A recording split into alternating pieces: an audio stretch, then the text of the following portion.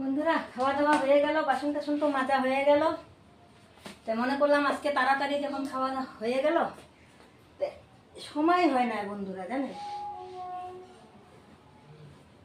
তো ভাবলাম এই শেল্ফের এইগুলি অল্প পরিষ্কার করব।